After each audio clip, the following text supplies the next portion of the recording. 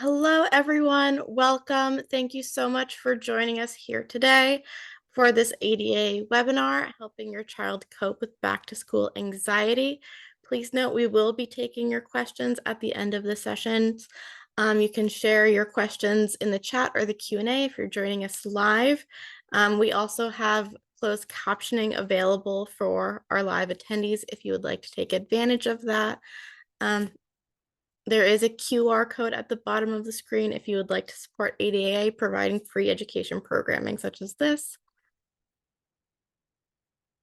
I would like to introduce our wonderful presenter today, we're so lucky to have her share her time. Dr. Penela is a bilingual licensed psychologist who earned her PhD in clinical psychology at the University of Miami. She has published articles in peer-reviewed journals such as the Child Development in Infancy.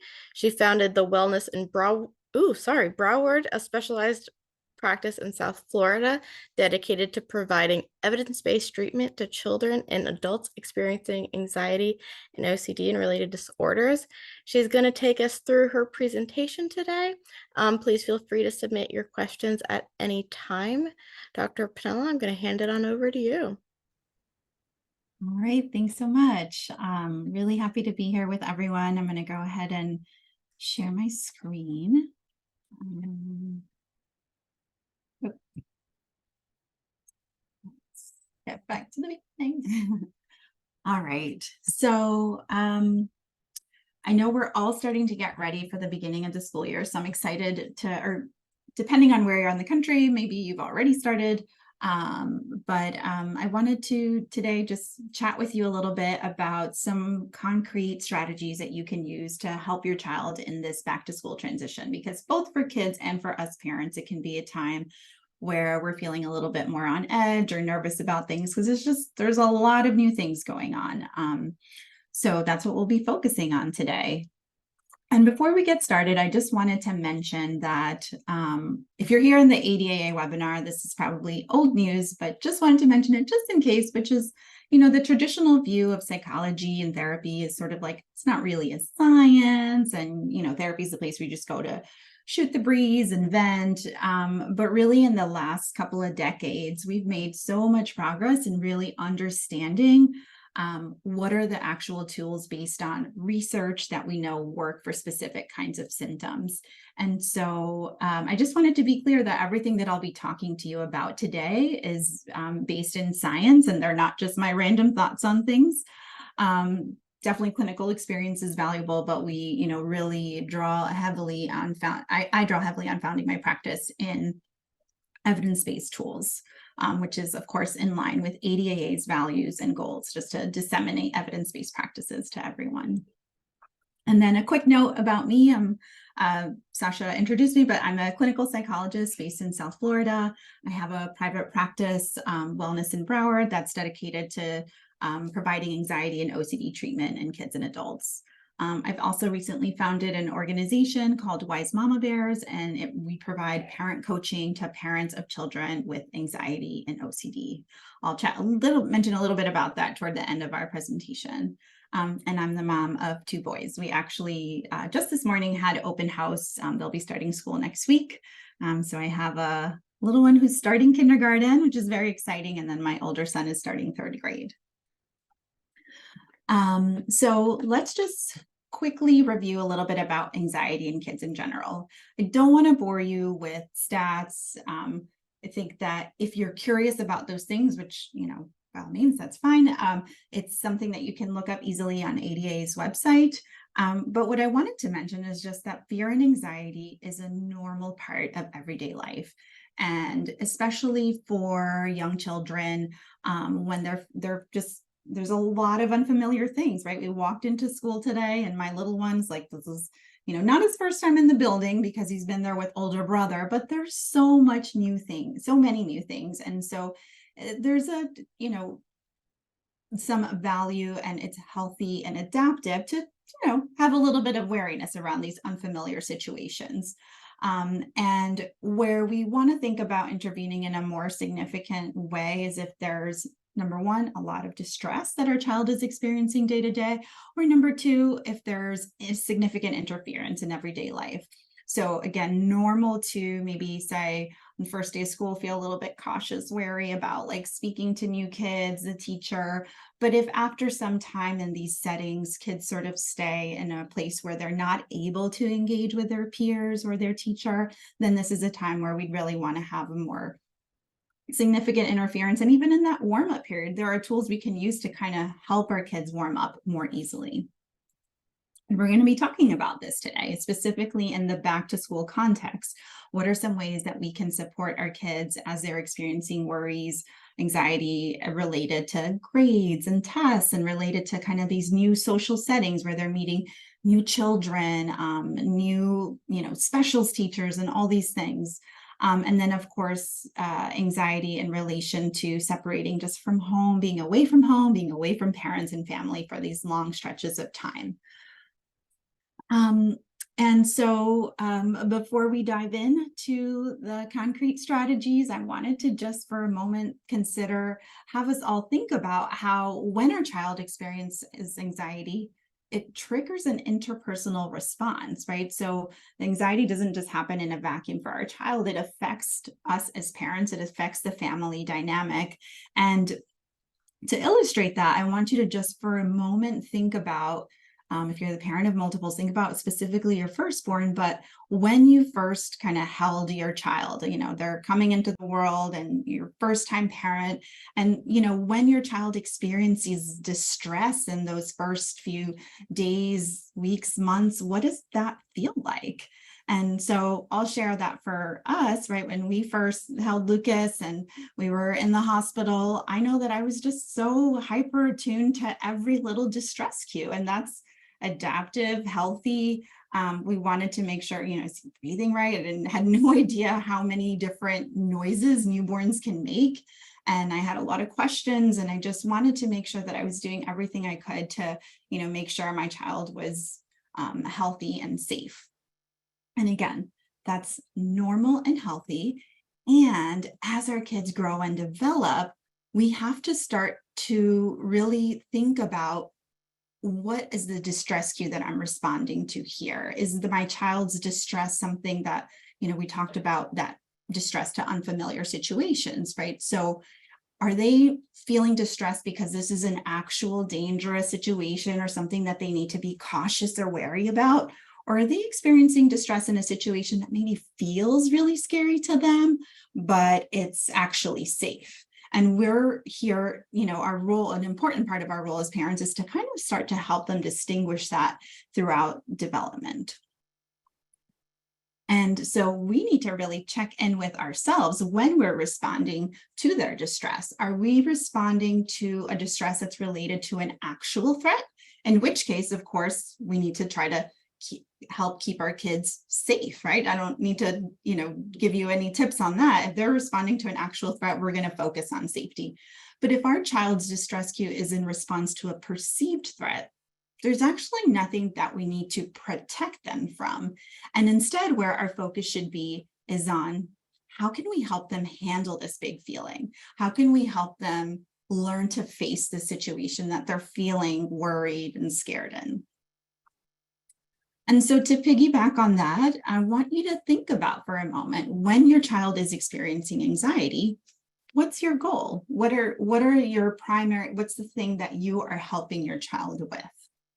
Are we focused on short-term relief, on just kind of getting through that hard moment, on, trying to get your kid to feel happy again as quickly as possible? And when we focus on that, I think about kind of like a mama bear reaction, right? Like, oh gosh, no, my kid can't experience distress. And I'm not really thinking about what is the distress cue about. I just am focused on, I don't want them to experience distress. And unfortunately, with anxiety, those types of responses can be helpful to just kind of get through that moment, but they don't actually help our kids develop skills over the long term. So what I mean by that is we can distract our kids from their distress. We can, just try to reassure them real quick, like, no, it's going to be fine. And it might help them through that difficult moment, but it's not going to help them in the long term to develop more long-term coping tools. And so instead, we really want to think about, is the more important goal here to help our children cope with anxiety over the long run? And that's a separate set of tools. That's usually doesn't involve distraction, doesn't involve excessive reassurance. It's more about helping our kids to learn to face these situations in a more proactive way. And those are the kinds of strategies that we're going to be focused on. I want to just mention real briefly that in terms of the slides that we're reviewing today, you'll by tomorrow, Sasha will be sending out a follow-up email. And if you wanted to have these slides, you're going to receive them in that email. So, okay, so some common worries that are going to likely pop up, not all of these, but some of these you may notice popping up for your kids in the first few days leading up to the school year. Worries related to new routines and new people. So what if I miss the bus? What's my teacher going to be like? Who are my friends going to be in my class? And then thinking about more of the academic side of things, kids might be worried about a particular subject. Is something going to be too hard? Or thinking, do I remember what I learned last year? Am I going to be okay? Like, am I going to be able to hang in with the new things that, we're talking about? And then, of course, being away from home and parents. What if my parent is late to pick me up? What if something bad happens to my parents while I'm at school? And so these are the key steps that we're going to walk through today that I want you to keep in mind when you are responding to your child's worry. I'm going to run through them very briefly right now, because what we're going to do in just a moment is walk through kind of 2 anecdotes, because I'm a firm believer in that when we learn things just kind of isolated, it's hard for it to stick. But if we learn them and apply them as we go, then hopefully they'll feel more accessible to you and you can actually remember and use them when you need them. So real briefly, these 5 steps, we want to validate our kids' emotions. We want to try to understand the worry. We want to gather facts together in relation to that specific worry. And then help our children develop a coping thought. And then lastly, encourage them in taking brave steps. So let's dive right into the anecdote that's going to help give us some context for how to apply those 5 key steps. So this is Alex, and he's starting 2nd grade. These are made up anecdotes, but based on what I typically see in kiddos coming up around this time of year. So as summer winds down, Alex starts to feel unsure about the new school year. He's heard that the easy years are over and this year is going to be much harder. There's going to be real grades, and he thinks that the teachers are going to be more strict. He worries that there will be more homework and not enough time to have fun. He hasn't seen his friends much over the summer, and he thinks it's going to feel awkward to see them again in a few weeks. What are they going to talk about? And then a few days before school starts again, he's kind of feeling weepy at night. And he tells his parents he's really nervous and doesn't want to go to school. So how can we help Alex? I want to focus in for this anecdote on the academic worries, because one thing that's really important when we're responding to our kids' worries is that we try to get specific with it. That's where we can be most helpful. If we're dealing with sort of like kind of just a more free floating and we don't have a good understanding of what they're worried about, it's much harder to help. It's not impossible, but we can be more effective when we understand the specifics. So here we're going to focus on his academic worries about, am I kind of prepared for this school year? Those kinds of things. So the first thing we want to do is validate Alex's emotions. And what we mean by validate is just express, you get it. This is hard. You get really trying to express empathy and being genuine with that. This doesn't mean that you're in agreement, like, oh yeah, like you should be really worried about this. It doesn't mean that. But what we are trying to communicate is that I understand that this is feeling really hard for you right now. And I'm here for you. I'm with you on this, that, this is something that it's hard and we're going to get through together. It's really important to not gloss over this step, because if we do that, if our child feels that we don't actually understand, if we're just like, no, you shouldn't be worried about that, like 2nd grade is going to be great, then our child feels like, oh, mom doesn't get it, or, I kind of need to really, I'm not doing a good job of explaining just how hard this is. So maybe they might even like dig in their heels to kind of like, no, this is why I'm worried, and get even more distressed. So important to not gloss over that. But once you've validated, then we really want to try to understand the specific worry. So coming back to Alex and what he was expressing, we want to try to ask some open-ended questions to get more specific. So we might ask Alex things like, tell me a little bit more. What do you think is going to be hard about this grade? And there he might share things like, well, I think that this teacher, maybe I'm not going to understand when she's explaining things. And then another good question to keep in your back pocket is something like, and then what might happen? We want to try to really, again, get specific. What's the big worry that's, causing your child distress? So Alex might say, well, like if I don't understand, then I'm not going to be able to do the homework. I'm going to get bad grades on my test. And we want to maintain in this conversation a curious tone. We want to convey empathy. It's going to be really tempting to end this conversation to provide some reassurance to say, no, like you always do great on your math homework, or, like I've heard Miss So-and-so is so nice, so don't even worry about it. But we really want to bite our tongue on those comments at this point and just hear them out on what is the worry about, curiously, and conveying empathy. So maybe for Alex, it boils down to, I'm not going to understand things because it'll be too hard. And then I'll do poorly on the tests and I don't want to get bad grades. So once we've gotten those details, then we want to shift gears and we want to help our children gather facts and evidence. But really importantly, in this step, we're being what I call kind of co-detectives. We're figuring it out together. I'm not giving him the answers. As much as possible, I want my child to try to lead this endeavor of gathering facts and evidence about that specific worry that we just identified. So for Alex, what might this look like? Like, do you have any friends who have had this teacher before? What was their experience like? I wonder if we could chat with them. Or even just interviewing like other people in the family or friends, like what was, whatever grade they're in, what was third grade like for you? Was there anything hard? What have you had a time, right? So helping to generate questions that they might ask others. When it was challenging for you, what were the things that you did to kind of get through that? And so, folks might say things like, oh, like I went and I got, some tutoring help, or I made sure, to just maintain really good communication with my teacher so that she knew what was going on and where I was struggling. But again, the important thing here is that we're not just giving our child the information that we want them to hear, but we're helping them to develop questions to gather some of this information on their own. And now we've got the specific worry, we've gathered the facts, so we want to help them develop a coping thought. And what that looks like is we're pairing the validation piece that we talked about in step 1. So, yep, I get that this is really hard for you, and the facts that we just reviewed in step 3, right? So, but we also know that, for example, it's likely that Miss So-and-so is, going to explain things pretty well. And that if you were to, we do want to go through that worst case scenario, right? They're thinking, oh my gosh, like I'm going to, maybe fail the first test. What would we do in that situation if that did happen? Okay, so we know we've got a couple of tutors that folks have said they're really great. So if we needed that, we've got a plan.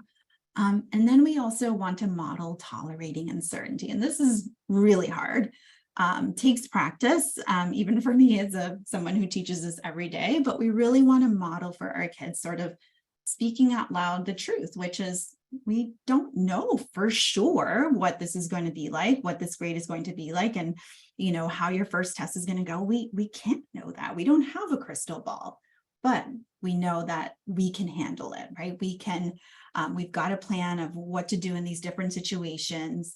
And, we're a team and we're going to be able to get through this. And then the last step is kind of taking brave steps. So what I mean by that is we want to kind of try to take stock of avoidance. Are there any situations, people, things that your child is avoiding because they're worried about this thing? So with Alex, maybe there's a math packet to be worked on over the summer and he's avoiding that because he's feeling so nervous about it. What if I do it wrong? That would be something that we're avoiding and we want to keep in mind with these brave steps. What I mean by brave steps is like doing things that are going to help our child face this fear in some way. So we can brainstorm with our child, what are some of those different brave steps that we might take? So it might mean, starting to pick a few problems from the math packet. In the lead up to the school year, there may not be a whole lot they're avoiding, but then as they start the school year, you might not start to notice things prop up, where maybe if he's procrastinating on his math homework, we'd want to talk about like, okay, let's kind of try to set up a schedule of like how we're going to do this. But once you take stock of the avoidance, you'll be able to identify what are some of the little steps that you can take to help your child face this fear. And as we're doing that, we want to use something called supportive statements, which I'll get to in just a moment, a little bit later in the presentation. So let's walk through another anecdote of how to apply these 5 key steps. So now we've got Ava. She's starting 4th grade and she's feeling nervous about a few things. She spent a lot of times with her parents and her cousins over the summer. It was a lot of fun, but she worries that she's going to miss her family a lot while she's at school and that the day will feel so long. She didn't really get to see her friends much over the summer. She's feeling uneasy about seeing them on the first day. Maybe it'll be okay, but she's worried she won't have anything interesting to talk about, that she might not have anyone to sit with or talk to at lunch. So the day before school starts, Ava complains of a stomach ache. She seems jittery and says that she's just feeling off. So how can we help Ava? And in this case, I want us to focus on the social worries, just to get some practice with applying these steps to different kinds of situations. So what Ava was saying was that, she's kind of worried about what's it going to be like when she's with her friends, and it's going to maybe feel awkward. So first things first, validate that emotion. Yeah, I can see like you haven't seen your friends in a long time, right? Conveying empathy in a genuine way. And yeah, I could see why that would be hard to like on the first day, all of a sudden see everyone. Maybe they've been seeing each other and you haven't. So I totally get that this is something that's feeling really hard right now. Once we've validated the emotion, then we can move on to really trying to get into the details of her worry. So again, with open-ended questions, trying to get more specifics. So what do you think, right? What do you think would happen then? So you're feeling awkward about seeing your friends. You're imagining yourself, sounds like walking into the lunchroom and feeling unsure of who you're going to sit with. What might happen then? And then maybe Ava would share, well, maybe like all my friends will be sitting together and I won't really feel like they want me to go. Okay, so then you're worried, so maybe she's worried that she's not going to have a friend to sit with. Maybe she's worried about that period of time, kind of like when you're waiting for a parent to pick you up or waiting to get on the bus and, I'm kind of standing there, but it'll be awkward. I should probably be talking to somebody. So we want to really get the details using open-ended questions, being curious, being empathic about what this worry boils down to. And we'll say that in Ava's case, one of the big specific worries is about not having a friend to sit with at lunch. Once we have that information, here's where we start to gather our facts and our evidence together with our child, and being really careful about that reassurance piece, right? So not just jumping in to say, no, like you're going to sit with so-and-so, it's going to be great. You're going to have a wonderful, first lunch period. I just know it. It's just, it could help your child over the hump in the short term. But again, if we're thinking about these more long-term coping skills, we want to walk through these steps so that our kids learn to cope with anxiety in a way that's going to help them over the long run. So some facts and evidence that we might gather here. So maybe we could ask Ava about how has it gone in previous grades on her, like kind of those first few days of the school year. Did she end up finding friends to sit with? Like, how did that go for her? We could also maybe gather some evidence. A lot of schools have like multiple lunch periods. Like, okay, so you've got these like couple of friends who you're really close with. Could we maybe find out like who's in your lunch group, like who's in your lunch period? Okay, so we know that these, this 1 or 2 friends are going to be in your lunch period. And we know that in the past, like maybe there was like one day that was a little awkward, but then, you were able to find your friends in previous school years. So, okay. So doing what you can to generate facts and evidence to specifically in relation to the worry that your child just identified. And then with that information, developing that coping thought. So pairing the validation, yep, I get it. This is really hard, not knowing who you're going to sit with on that first day, but pairing it with the facts. Here's what we know based on our experience, based on these questions that we asked. But importantly, also tolerating uncertainty. We can't know for sure, right? Like so-and-so might be sick on the first day of school and they're not going to be there. And like, how would that go? And we want to talk about that worst case scenario, right? Because we don't have a crystal ball. It may be that Ava that day isn't able to find any friends and doesn't have somebody that she really wants to like sit with. They're not available for some reason, or she can't talk to them. And so what would she do in that case? And so, here brainstorming with your child, what would that look like? Yeah, that would really stink, but what could you do? Okay, so maybe Ava would like pack a book just in case, worst case scenario, could she, sit and read for a little bit, and then we'll kind of, brainstorm a little bit what happened, what went wrong. So like for the next day, but at least that with her book, maybe she'll feel less awkward. And, that's just one example, but maybe walking around campus, but just talking through that plan and what would they do in that worst case scenario. Having that plan in their back pocket can be really helpful. And then lastly, encouraging these brave steps. So if Ava is feeling so nervous about this, what could be some brave steps that would help her warm up to, being able to talk to friends on the first day of school, having someone to sit with? Well, maybe some things could be just starting to connect with friends. So maybe texting, calling, FaceTiming, meeting up with some friends. And also in the moment at lunch, she's probably, maybe if she's feeling really nervous about the things she's going to say, well, maybe she could practice a little bit of that, right? Maybe some brave steps would be like just kind of doing a quick role play at home or with a cousin or something of like how that would go. Maybe brainstorming conversation starters and practicing those. But again, this piece is really also tied to, are you noticing anything that your child is avoiding in relation to their worry? And when you're seeing that, that's when that's going to really be your roadmap of like, how can we break that down, right? If they're avoiding, for example, getting together with a friend at all, well, what would be some brave steps to work toward that? Okay, I will pause for questions in a little bit before stopping for questions, but before we have a kind of a larger Q&A at the end of today. Just want to get through a couple more things. So I mentioned supportive statements earlier in the presentation as something that we really want to keep in our back pocket when we're helping our children cope with anxiety.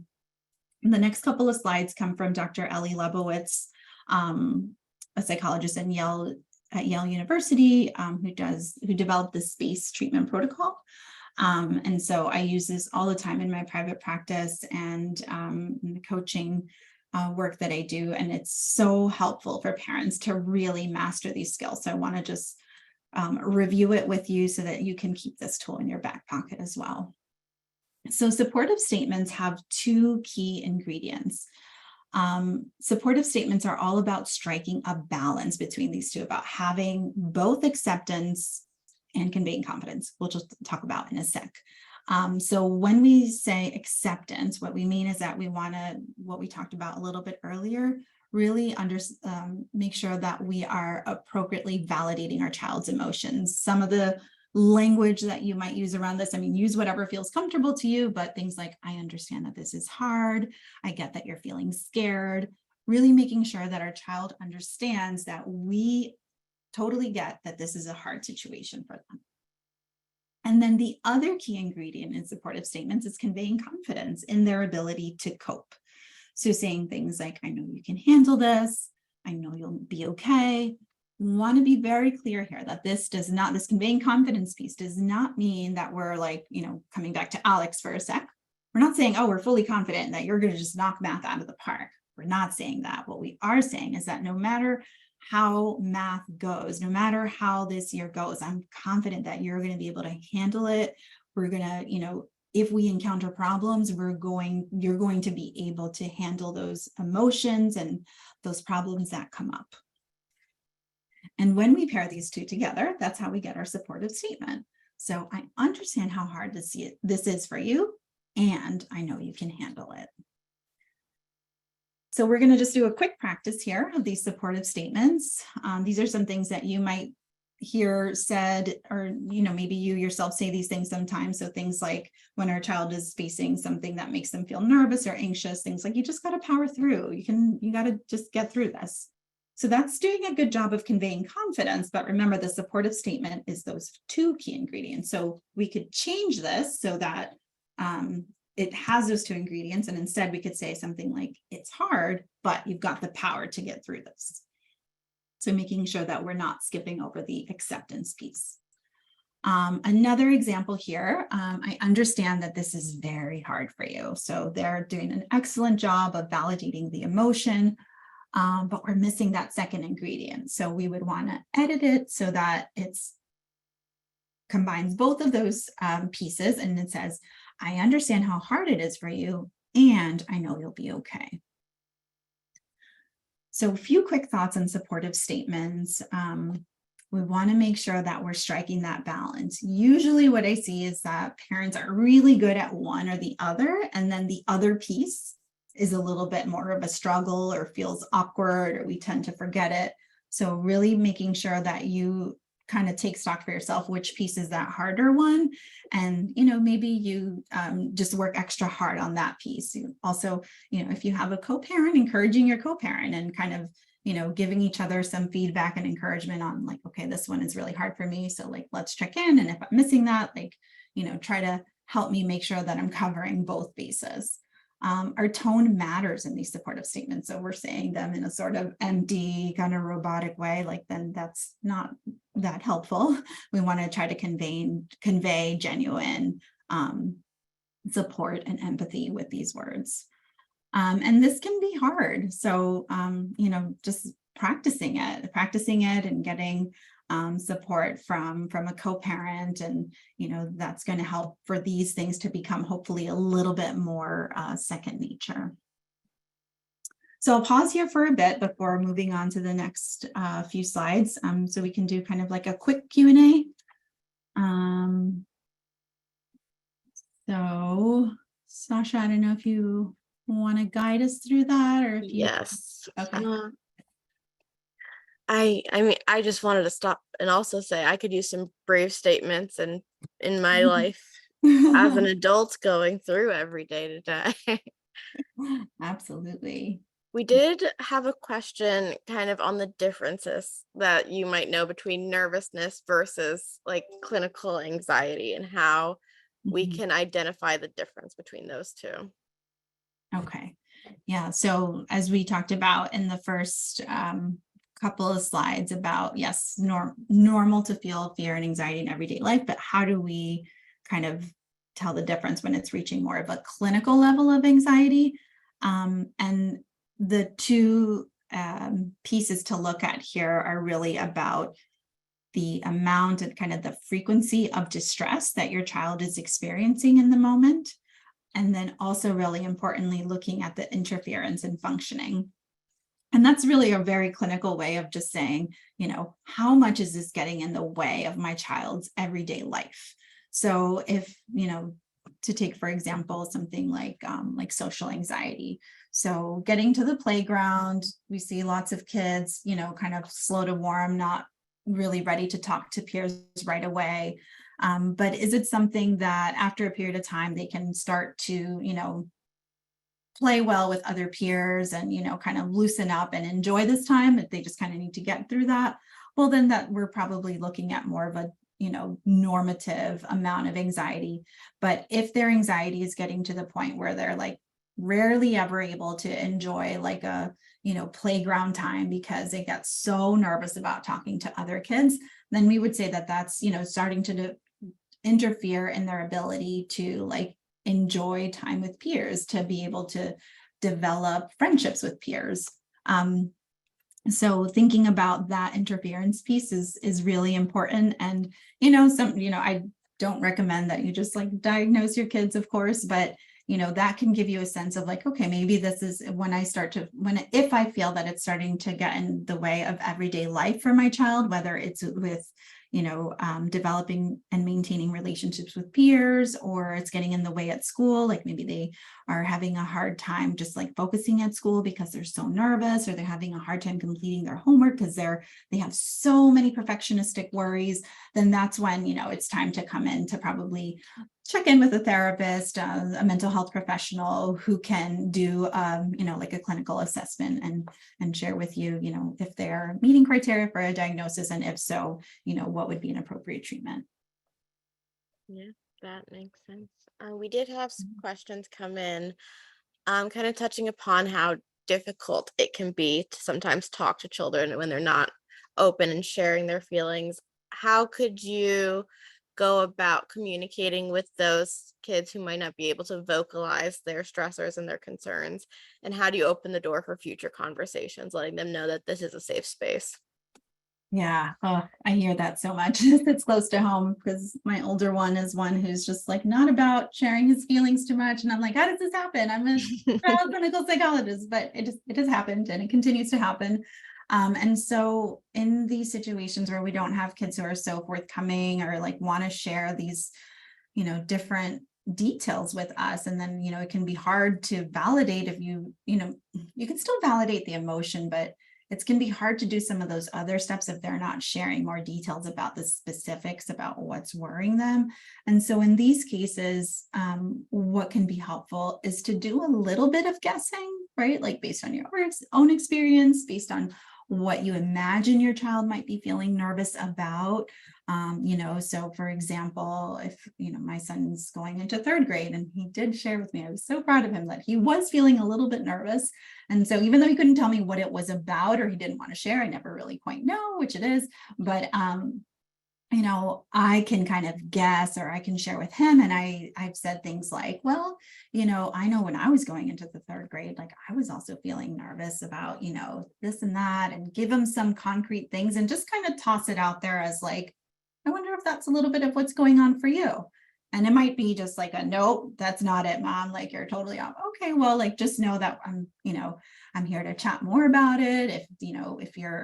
If you want to talk about this later, and just kind of keeping those lines of communication open, and every now and then throwing some kind of hypotheticals or some guesses at them of like, I wonder if that could be a little bit about what's going on. So those are some things to keep in mind in those situations. Great. Did we want one more question, or are we ready to move on? Let's go ahead and get through the rest of the slides, and then we can We'll circle back. yeah, sounds good. Okay.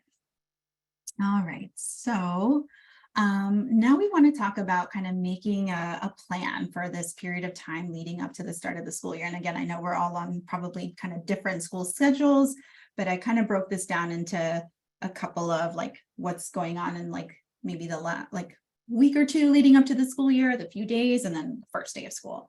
But as we go through this part, I want you to just keep in mind, this is not one size fits all. I'm going to mention lots of different suggestions, things to keep in mind, but you should choose the steps that you feel like will be most helpful to your child. Definitely incorporating the skills we've just practiced. So using those 5 steps and supportive statements as you are, working on these other pieces. So in this last bit of summer, it's important to just check in with ourselves.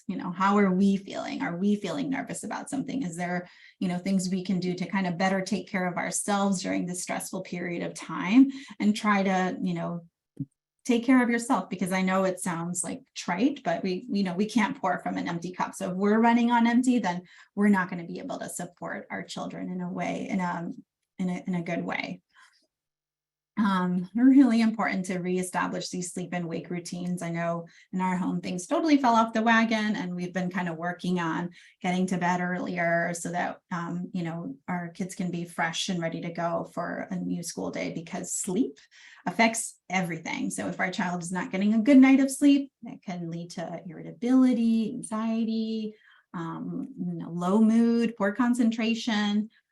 So we just cannot underestimate the power of good sleep and, of course, good nutrition. We want to discuss and plan and plan the school routines collaboratively. So as you're thinking about what are we going to have, what might they be taking for lunch to school? What are, what school supplies do they need? And trying to work on these things together with our child, because that can open up the doors to some more communication about if they're feeling nervous or anxious about anything, to start to talk to you about that. And then, kind of you can circle back to those 5 steps and the supportive statements to talk through those things. Review their class schedule if they have it, right? Who their teacher is going to be, if they have any questions about that, just to, again, kind of open the door to these conversations. And then absolutely, if you're able to check out the place, check out the school before then, right? Before the first day of school. So maybe I know at our school, there's like a park, there's a playground nearby. So spending some time there, if your child is feeling nervous about just like going to a new building in particular, to start to expose them to, this is what, this is where you're going to be walking through. And, this is the entrance that we'll drop you off at. This is where we'll pick you up from. Absolutely attending open house if that's available to you before the school year starts, so they can start to put new, names to the new faces. And then if you have a child who's going to a school that maybe an older sibling went to, you can also look through yearbooks. I know my younger son really enjoyed that, seeing like, oh, look, this is your teacher. These were some fun things that they did last year. And, starting to, again, open the door to those conversations of like, if they're feeling nervous, what are the details behind that? A few days before school starts, we want to consider some dry runs. Could we visit the drop-off area? Could we check out the bus stops? And really importantly, if your child is someone who you think is going to just be really nervous or upset about saying those goodbyes, we want to start to practice them. What is that goodbye going to look like? So maybe sounds silly. And if your child doesn't need this, then you'll know it. But if you think your child could benefit from this, I'd recommend it, which is just like, okay, do we have like a special handshake? Are we going to do a hug? Like, what are we going to do? How are we going to say goodbye? And like practicing it. And we do want to try to keep these goodbyes quick. On that day, if goodbyes turn out to be a long, drawn out process, that can really add on more angst. And so having a quick practiced goodbye that, you can do on the day of is going to be really helpful. Possibly considering a play date with classmates, especially if your child is feeling nervous about like they're not going to know anybody. That could be hard to set up if like they really don't know anybody, but if they know that maybe, 1 or 2 kids who are going to be in their class, trying to maybe connect with the parents to set up a time where they could hang out or go to a park or something. And then the day before school starts, in what makes sense for your family logistically, maybe preparing the backpacks together, you could write an encouraging note in their lunchbox. And then for younger kids, a comfort item could help them. On the first day of school, starting off the day, you could, talk about beforehand if there's like a special breakfast that they'd be interested in having, and, try to get that ready for them, maybe having on some encouraging, fun music. Again, your kid best. So think of this more as a menu, not as a to-do list of like, here are some things, ideas to, consider of like, what do you think could help your kid on that first, to help them feel a little bit more pumped, a little bit more at ease about this new beginning. And then at the time of school drop off, stick to the plan, which you've hopefully already practiced, discussed. So stick to whatever you all talked about, and using those supportive statements as needed. So I know this is tough, right? If you're noticing that they're having some anxiety or nerves come up at drop off, but you've got this, and I can't wait to hear about your day, and really trying to keep that sort of short and sweet. And then making a plan to celebrate wrapping up that first day. So, for my kids, they're big fans of the frozen yogurt places where you put all these toppings. So that's our Monday after school plan, is we're going to go and get some frozen yogurt and, probably invite a friend or something. And that can kind of just help them get through if they're having a tough time that day, knowing that that's coming up. Then I'll just run through some resources as we're wrapping up here that you can, that I think are excellent So of course, ADAA.org has tons of great information, webinars, therapist directories, articles, support groups, all kinds of stuff. If you know that your child is struggling with OCD or you suspect that that might be going on, IOCDF, the International OCD Foundation, is another excellent organization to check out. I send out a weekly-ish free newsletter. It's filled with tips and resources for parents of children who are struggling with anxiety or OCD. I think of it as like sort of like little love notes to parents that's got just practical tips and strategies and kind of curated resources of things that I think are going to be helpful. You can also follow me on Instagram if you'd like. There is a therapist by the name of Natasha Daniels who has a podcast and a YouTube channel. And from everything that I've seen that Natasha has put out, it's all evidence-based, really good, like just excellent tips based in science. So, if that's more your jam to consume information that way via podcast or some YouTube videos, she's also got some YouTube videos that are geared toward children specifically, not just parents. So encourage you to check that out. And then I have an 8-week live online course that's launching next week. It's for parents of children who struggle with anxiety. You can find more information about that over at wisemamabears.com. This could be a good fit for maybe if your child is like really busy with extracurriculars or it's hard to get in with a therapist. It's just kind of hard to find the time for your child to go through their own therapy. And also sometimes kids just aren't motivated for treatment. And we as parents are like, well, what can I do to better support them? And so, and then lastly, just based on science, we know that there is a lot that parents can do to help their kids cope with anxiety. So feel free to find more information about that over at the website. And then I just want to do a quick thank you of really important people in my life. Absolutely the parents, kids, and teens that I've worked with over the years. I've always feel just so honored and grateful to walk on this journey with them and taking back their lives from anxiety.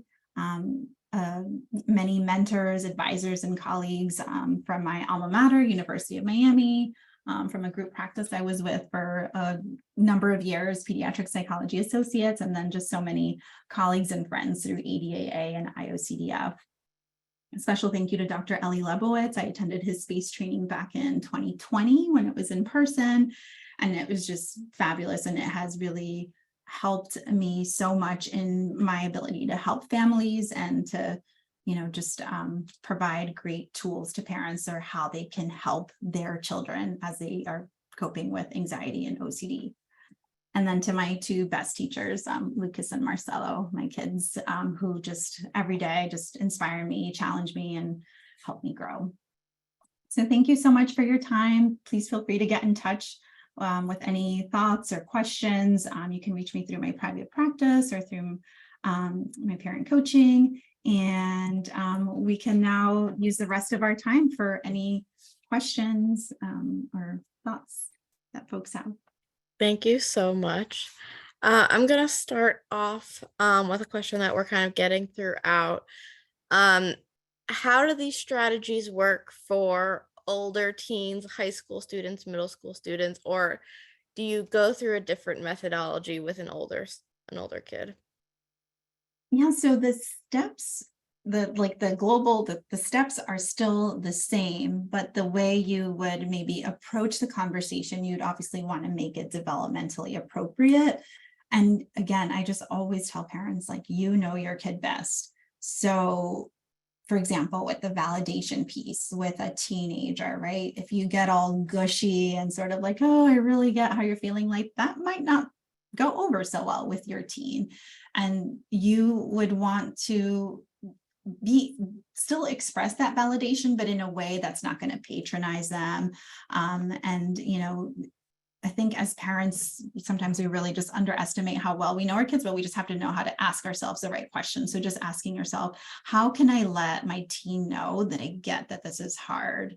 Doing things that are going to meet that step of letting them know, for example, yes, validating their emotion or helping them gather facts and evidence, but doing it in a way that is developmentally appropriate.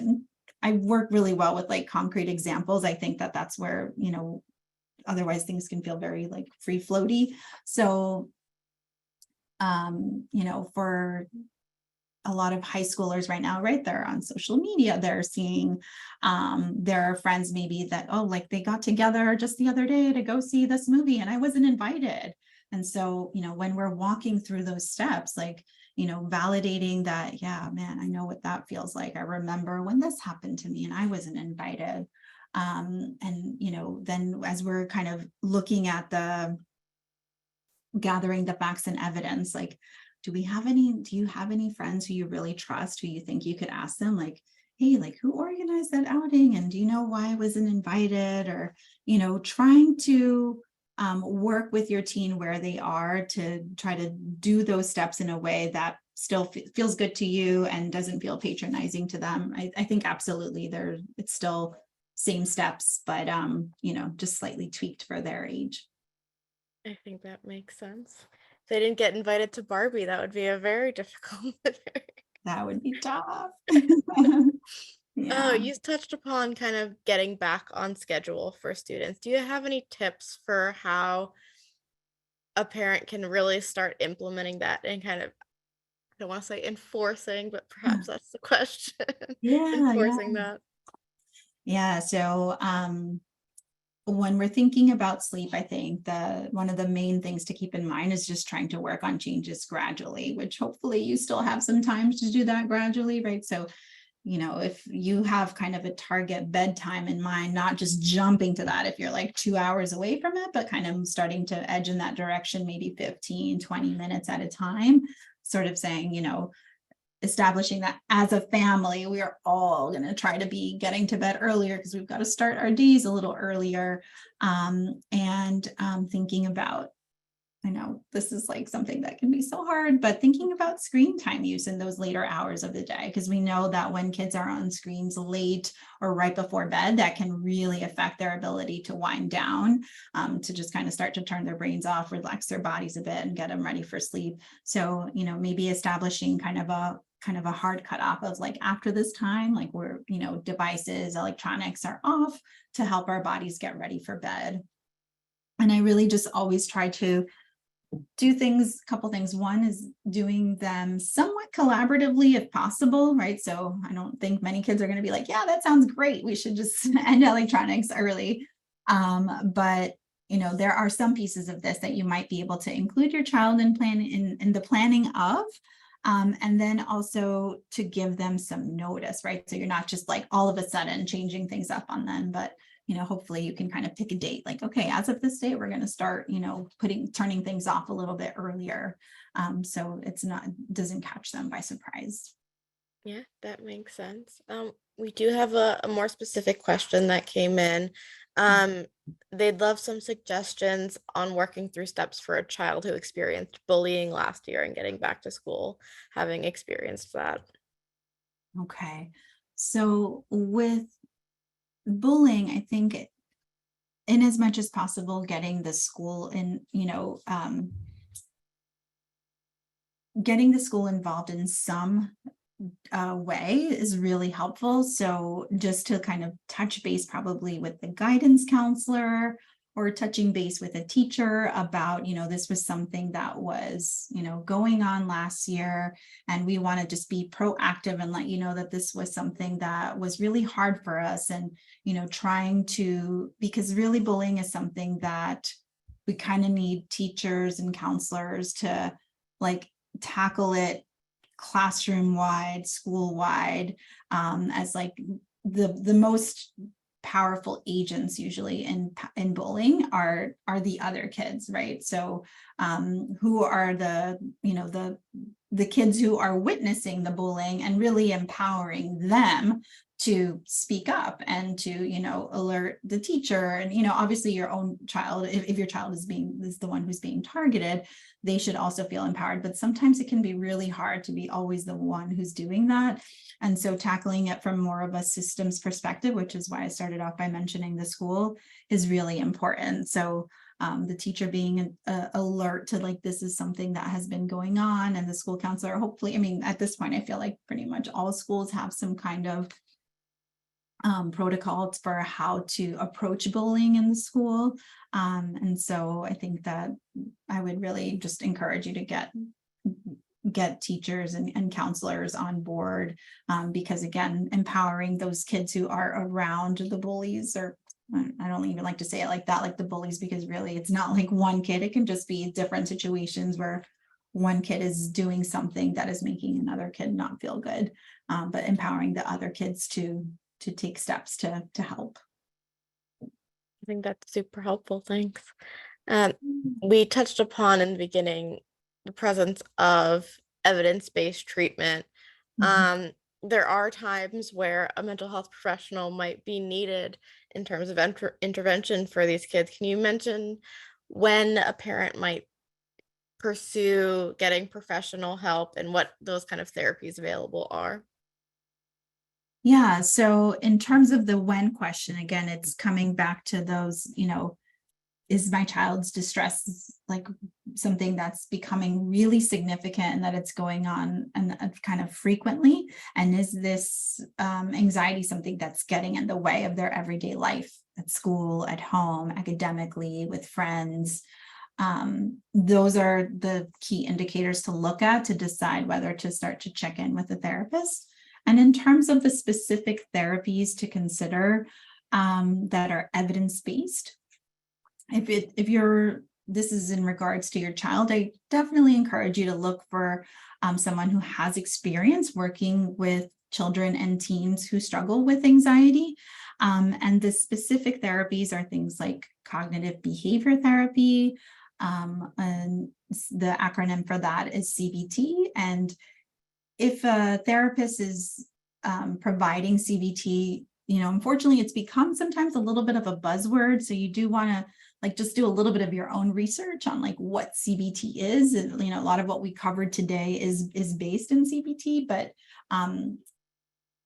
because unfortunately, there are some therapists who might say that they're doing CBT and it's not actually that. So to try to ask a little bit of those questions as you're more informed about it when you're doing like an initial phone consult or your first appointment. But things like exposures are a really important part of CBT, and exposures is just basically a fancy word for facing your fears, approaching a feared situation gradually.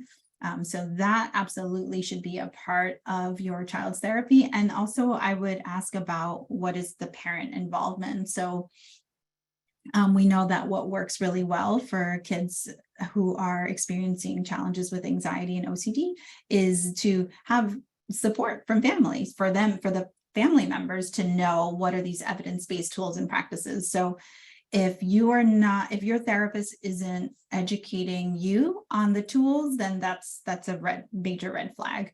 You'd want to make sure that you are learning all of the tools that your child is using so that you can support them in the use of those tools. And then that you're also learning some specific tools for parents about, what do I do, right? We were talking a little bit about taking stock of avoidance. Like, I can't get my kid to do X, like he just won't. He's too anxious to, go get, I don't know, go get shots, or he gets too nervous when it's time to go to soccer practice and he just won't put on his uniform. What do I do? And so there are specific tools for parents about how to help your child start to engage in these activities that they've been avoiding. So those are some things to look at when you're looking for a therapist who's doing some evidence-based practice in this area. Thank you. And I Yeah. am cognizant of time. So if Mhm. you can give us a 2 minute or under wrap up of what you would want a parent or a child to take away from this session today, could you do that for me? Sure, sure. Yeah, so I think that a couple things to keep in mind are, one, let's not underestimate the power of validation. It's step one in that 5 steps that we talked about. It's the one of the key ingredients in the supportive statements. For some of us, this may come really easy. For others, it takes a little bit more work. But I promise you that if you can nail that piece of it, of really helping your child feel understood and validated, it's going to make all of the other things so much easier. You're going to be able to, help your child, gather facts better. You're going to be able to help them, encourage them in taking brave steps. I think that it's so easy to gloss over that, but I just really encourage you to make sure that you're nailing that consistently, because it lays such a great foundation for all of the other stuff that comes after that. And then the other thing to highlight is just really being aware of our own challenges and our own anxiety, because that can get in the way of our ability to follow these 5 steps and to tolerate our child's distress. And so just being honest with yourself that maybe this is a season in life where you're needing a little extra support, whether it's from friends, family, or a therapist. We need to be able to, if we want to help our children through these challenges, it's so important for us to be, kind of feeling not just we're following this recipe book, but of what to do, but we want to make sure that we're feeling calm and at ease, and then that's going to help us to do these things in a way that feels more natural, and it ends up being more effective for our kids. And then I guess just the last thing is just your child really well. Don't question that. And as you are, if you're reviewing these steps or thinking about a supportive statement, think about, what do I know works really well for my child? Looking at it always through that lens, because each kid is different and unique. Perfect. Thank you. And we did have someone request to share your newsletter with their school newsletter to parents. So Oh yeah, absolutely. I would love that. Yeah. The link was there, the QR code, and like I mentioned, this will go out in the post email. So yeah, I'm happy to, for the newsletter to go out to any folks who would be helpful. wonderful. And this is recorded, so the recording will be available to share with your communities as well. Um, that is time. I want to thank you so much for joining us today, and to all of our all of our attendees. Thank you so much. We answered a lot of great questions today, and I think we are walking away a little bit more prepared for the school year. Thank you so much, Sasha. Thanks, everyone. Have a great day.